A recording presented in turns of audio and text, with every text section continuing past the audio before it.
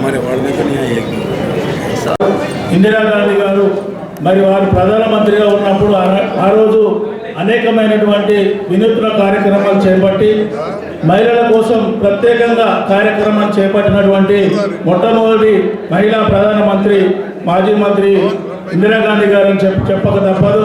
ఆనాడు దళితుల కోసం, బలహీన వర్గాల కోసం, ముస్లింల కోసం మరి ఎన్నో దేశంలో కూడా జరుగుతున్నటువంటి ఎన్నో అటువంటి శక్తులను కూడా ఎదుర్కొని ఆనాడు బలహీన వర్గాల కోసం ఈనాడు గాంధీనగర్ మరి ఏర్పడ్డదంటే ఆనాడు ఇందిరమ్మ పేరు మీదనే దళితులకు, పేదవాళ్ళకు కూడా ఇల్లు ఇచ్చినటువంటి ఘనత శ్రీమతి ఇందిరాగారికి దక్కింది.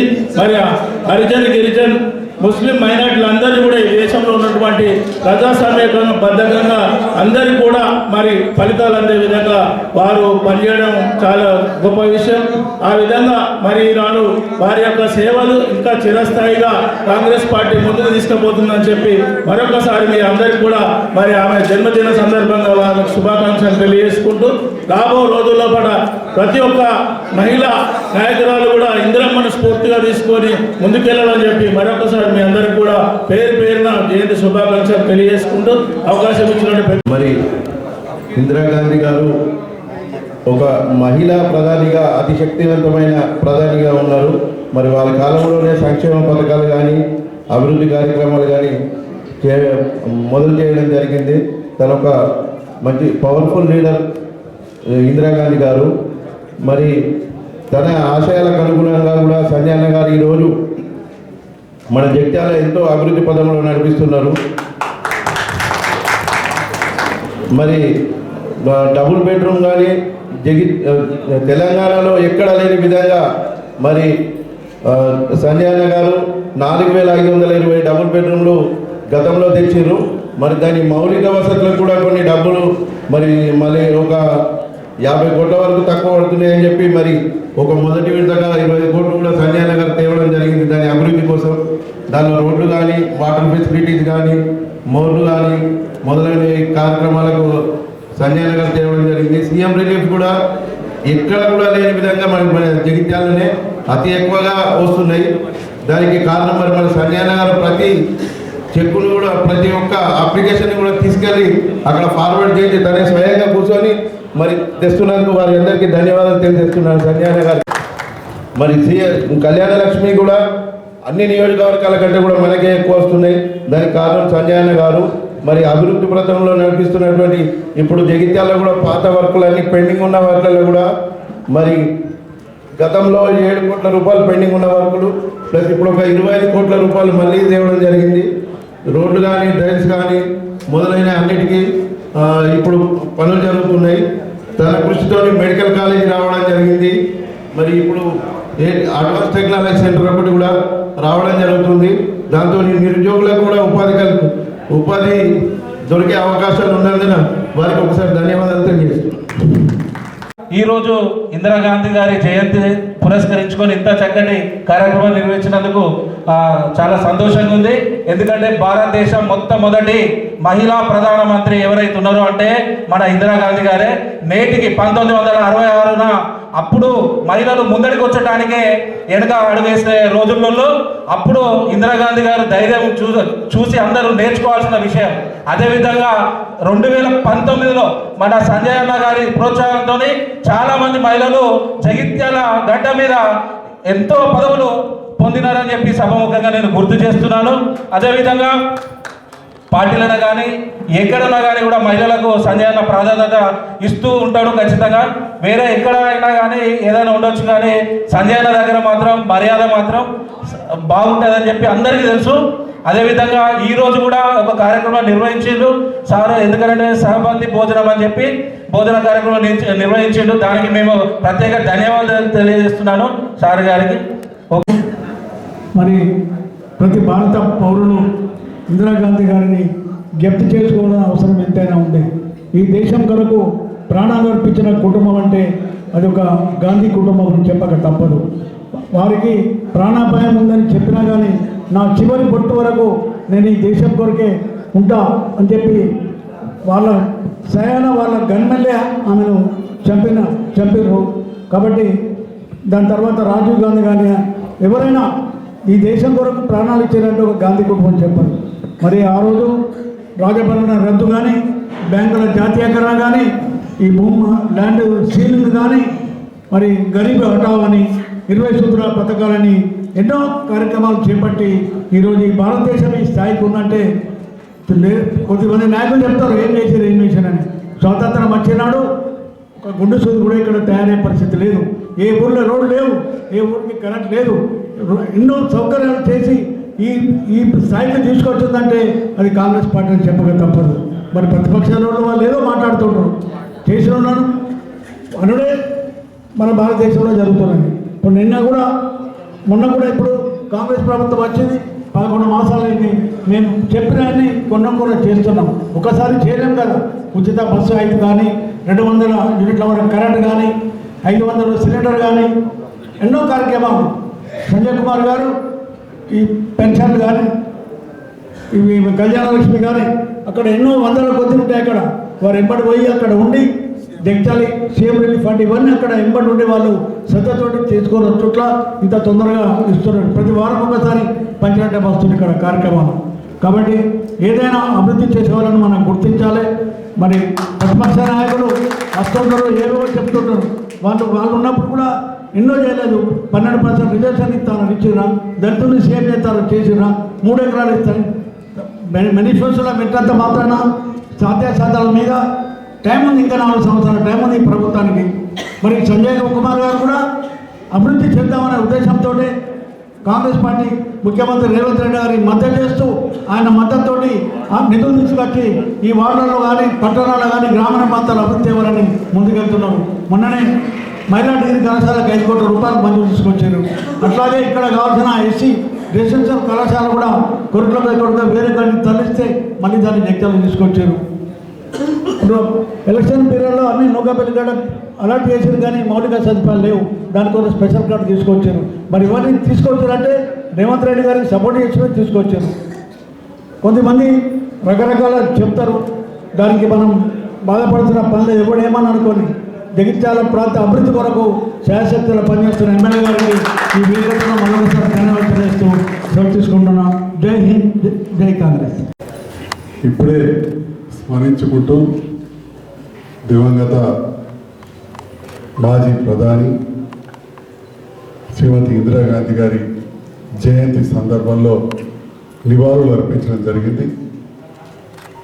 చాలా విషయాలు యువకులు పెద్దలు మాట్లాడారు.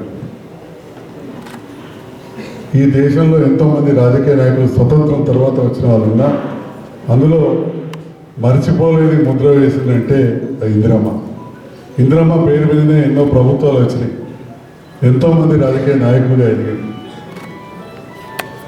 మా కుటుంబంతో కూడా మొదటి నుంచి కూడా ఆ కాంగ్రెస్ ప్రభుత్వాలతోటి పార్టీతో అనుబంధంతో మా ఊరికైనా పక్కనే అంతర్గామ జైత్యాల గడియారం ఇక్కడ ఉంటుంది. కానీ అక్కడ కూడా మా సొంత భూములు ఉంటే ఉమ్మడిగా మా జాయింట్ ఫ్యామిలీ ఒకటే కుటుంబం 8 ఎకరాలు ఆ కాలంలో ఇచ్చి అక్కడ ఇందిరమ్మ ఇండ్లు, అప్పటి ఇండ్ల మంత్రి భట్టా శ్రీరామూర్తి ఉంటాడు. 1975లో నేను 12 సంవత్సరాలు పిల్లవాడినప్పుడు ఇప్పుడు చొక్కారావు గారు మాజీ మంత్రి వచ్చి మరి అక్కడ భూమి పూజ చేస్తే ఇప్పటికి కూడా ఇళ్ళని కూడా చెక్కు చెదరకుండా బ్రహ్మాండంగా ఉన్నాయి. దాదాపు 100 ఇళ్ళ పైన. అక్కడ నేను వచ్చినాక సిమెంట్ రోడ్లు అవన్నీ కూడా వేయిస్తూ ఉన్నాం. మరి ఈ రకంగా ఇందిరాగాంధీ సేవలు ముఖ్యంగా మహిళల పట్ల కావచ్చు, బడుగు బలహీన వర్గాల పట్ల కావచ్చు, దళితులు ఎక్కువ మంది ఊరు బయట ఉంటారు, ఇల్లు ఉన్నాయనే ఆలోచనతోటి ఎన్నో కాలనీలు కట్టేయడం జరిగింది. కాలక్రమేణా అభివృద్ధి అనేది నిరంతర ప్రక్రియ అందరూ చేస్తూ పోతున్నారు. నేను డాక్టర్గా ఉండేంటి అనుకోకుండా రాజకీయాల్లోకి రమ్మని అప్పుడు ప్రోత్సహించడం, అప్పుడు బీఆర్ఎస్ పార్టీ నుంచి ప్రభుత్వం నుంచి మీకు నెగ్గడం. జగిత్యాల నియోజకవర్గంలో పట్టణంలో నాకు మొదటి నుంచి ఉన్న రాజకీయ అనుభవంతో చూసిన కాబట్టి వేరే నియోజకవర్గాలకు ఎక్కువ ఇల్లు ఇక్కడ తీసుకొచ్చినాం. ఇప్పుడే నా పక్క నుంచి ఒక ముఖ్య నాయకుడు చెప్తా ఉన్నాడు, మనం కట్టిన ఇల్లు ఒక వాడికి ఇచ్చిన ఇల్లు కూడా కొరట్ల కాడ కట్టలేదు సార్ అని. మనం ఒక వాడికి ఇచ్చిన ఇల్లు కూడా మెట్పల్లి కాడ కట్టలేదు. మన అన్ని వేల ఇల్లు ఇక్కడ నిర్మాణం చేస్తాం. దాంతో పాటుగా పట్టణంలో కూడా ఎక్కడ అవకాశం ఉంటే అక్కడ రోడ్లు వేయడం కావచ్చు, రోడ్లు వేయడం చేసే కార్యక్రమం. మరి ప్రభుత్వం వచ్చింది. మరి కొత్త ప్రభుత్వం వచ్చినప్పుడు ఏం చేయాలి? అయితే ప్రభుత్వంతో ఉండాలి. ప్రభుత్వం ఒకటి వచ్చింది, మీరు నన్ను గెలిపిస్తారు, మీరు గెలిపించారు నన్ను. మరి గెలిపించిన సందర్భాల్లో రెండే రెండు ఆప్షన్స్, అయితే అభివృద్ధి చేయాలి లేదా ఆందోళన చేయాలి రోజు చౌరస్తా కాడ. మరి నాకు అనిపించింది రోజు ఆందోళన చేసుకుంటే చౌరస్తా కాడ విమర్శించుకుంటే ప్రెస్ మీట్లు పెడితే రోజు వస్తుంది, రోజు ఒకటి వస్తుంది. ఎమ్మెల్యేనే నేను చెప్తే మా పాత్రికేయ మిత్రులు టీవీలో ఇస్తారు, అలా వస్తుంది. కానీ అభివృద్ధి అనేది కుంటుపడుతుంది. అంటే ముఖ్యమంత్రి అందరికీ ముఖ్యమంత్రి, కానీ కొంత ఉంటుంది ఎక్కడైనా. కానీ ప్రభుత్వం ఉన్నది ఒక రకంగా, ఎమ్మెల్యే వేరే దిక్కుంటుంది. మరి నాకు మొదటి నుంచి కూడా కొంత కాంగ్రెస్ కుటుంబమే కాబట్టి మొదటి నుంచి సంబంధాలు ఉండే. నాకు ఆహ్వానం వచ్చిండే, కలిసి పనిచేద్దాం, ఆందోళన చేసుకుంటూ ఏం కూర్చుంటాం, దయచేసి చదువుతా అక్కడ 2-3 సార్లు ఫోటోలు చూస్తాం, మీకు మంచి నిధులు ఇస్తాం, చేస్తా ఉన్నారు అన్న మాట ప్రకారం జగిత్యాల పట్టణానికి 25 కోట్ల రూపాయల నిధులు తీసుకొచ్చామని చెప్పి సందర్భంగా వరంగల్, హన్మకొండ, కాజీపేటలో కలిసి పెద్ద ఎత్తున కార్యక్రమం జరుగుతుంది. ఈరోజు ఇందిరాగాంధీ జన్మదిన సందర్భంలో గౌరవ ముఖ్యమంత్రి రేవంత్ రెడ్డి గారు మహిళల కోసం దాదాపు పెద్ద ఎత్తున ఇవాళ కార్యక్రమాలు చేస్తూ అక్కడ అభివృద్ధి కూడా చేస్తుంది. అంత పెద్ద పట్టణంలో కూడా ఇన్ని ఇల్లు కట్టలేదని చెప్పి నేను ఈ సందర్భంలో తెలియజేస్తా ఉన్నా. అంత పెద్ద పట్టణంలో కూడా మనం జగిత్యాల కట్టిన ఇల్లు కట్టలేదు.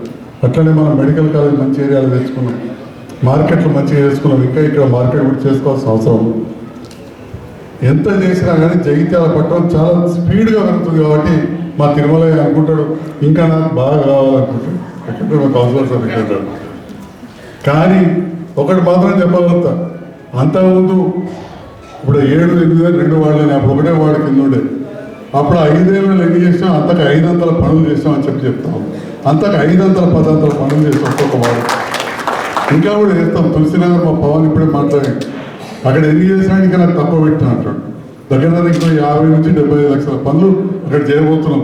వాళ్ళ అమ్మ కౌన్సిలర్ ఉన్నది, ఈ లోపల అయితే అనుకుంటున్నాం. కానీ ఏది వెనుక ముందులో తప్పక చేస్తాం. మా యువ నాయకుడు ఫిరోజ్ ఉన్నాడు, వాళ్ళ వాళ్ళైతే దగ్గర ఎన్నికలు ఇచ్చాం బై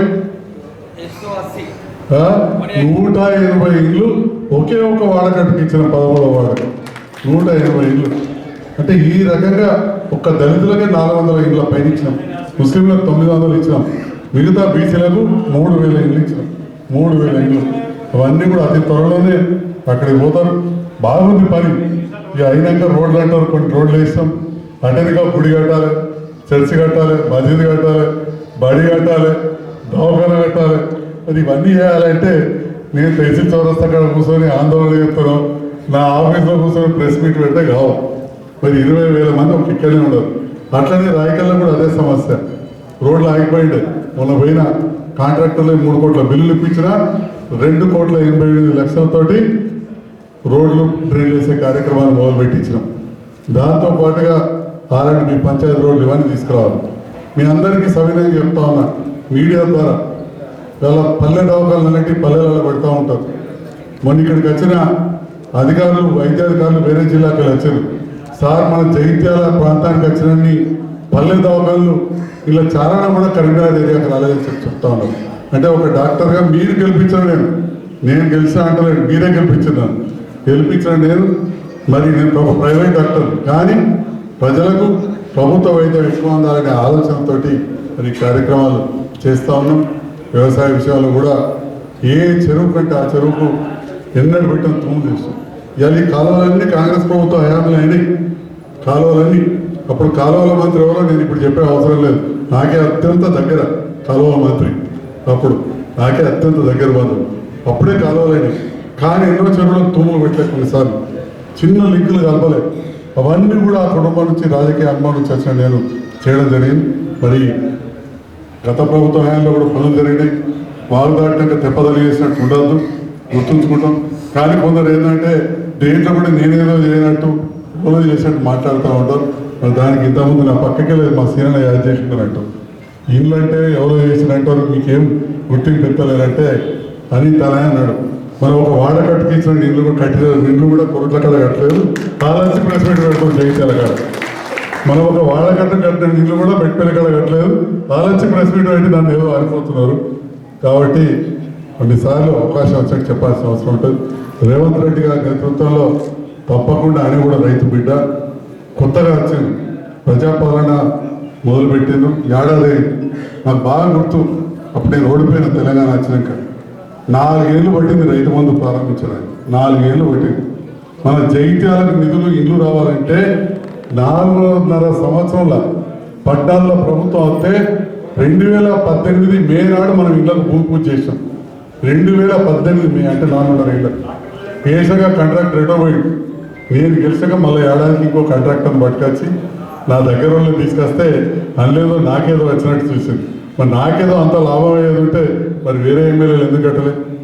కొరుట్ల నియోజకవర్గం కూడా 1500 ఇండ్లు ఇచ్చింది.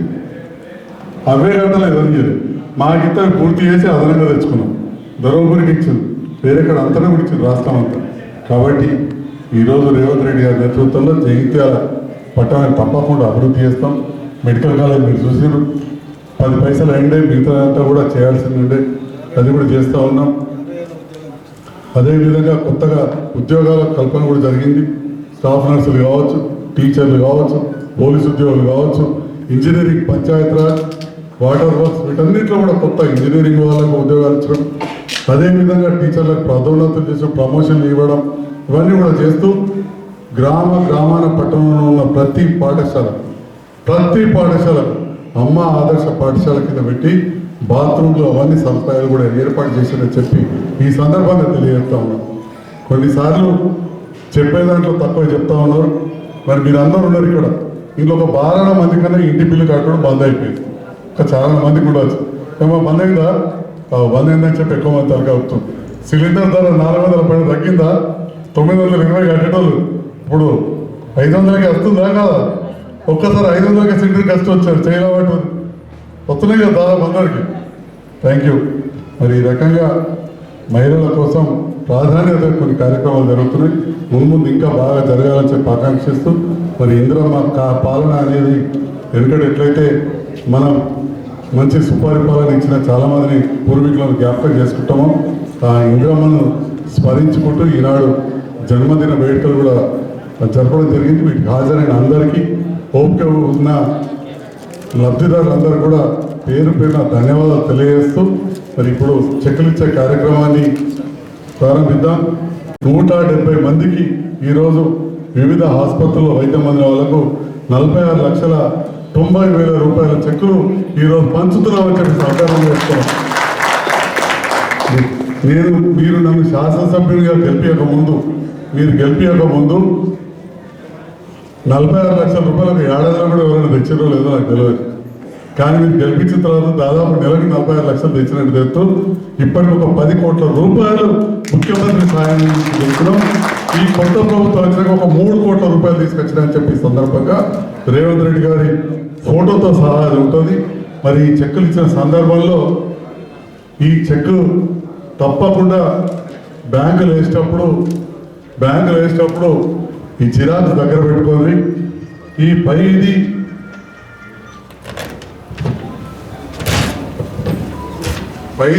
చింపి బ్యాంకులో ఇవ్వండి, కింది ఉంచుకోండి. కింది దాని మీద అన్ని నంబర్లు ఉంటాయి. ఏదైనా కారణం వల్ల చెక్ రిజెక్ట్ అయినా ఏదైనా కానీ మళ్ళీ తీసుకురావాలంటే దీని మీద ఇక్కడ వెళ్తుంటుంది.